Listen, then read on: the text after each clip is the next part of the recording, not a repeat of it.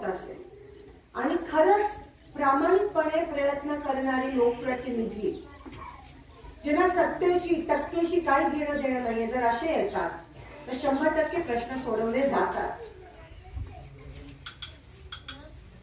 आज तुम्ही म्हणाल तू तर नवीन आलेस, आम्ही तुझ्यात का विश्वास ठेवू, पण मी 15 वर्ष मला उगाच नाही लोकांनी निवडून दिलं आणि मी धर्म जातपात वापरत नाही. मी कामावर निवडून येते, एकच माझ्याकडे काम आहे. तर झालेल्या कामावर विश्वास ठेवून तुम्ही तेवढा तर विश्वास करा. आणि मी सत्तेसाठी पण करत नाही, सत्ता मी लहानपणापासून बघितली, लाल बत्तीच्या गाड्या सगळंच बघितलं मी. टक्केवारीशी मला काही घेणं देणं नाही, मी ठेकेदार नाही.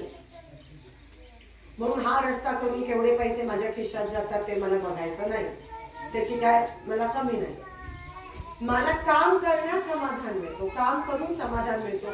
आणि एकदा काम दिल्यावर ते चॅलेंज म्हणून मी घेते, आव्हान म्हणून, की आता मी घेणारच आणि केल्याशिवाय मी गप्पा बसणार नाही. कारण का माझा वैयक्तिक विषय नाहीये.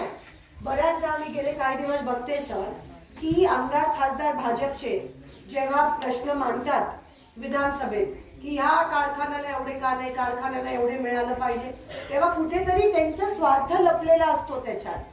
कारण का कुठेतरी त्यांच्या कारखान्याला कर्ज पाहिजे असतो किंवा त्यांच्या काहीतरी, म्हणून तो स्वार्थ लपतो. पण माझ्याकडे कारखाना नाही, बँक नाही, सोसायटी नाही, काय नाही, म्हणून मी कशासाठी मागू.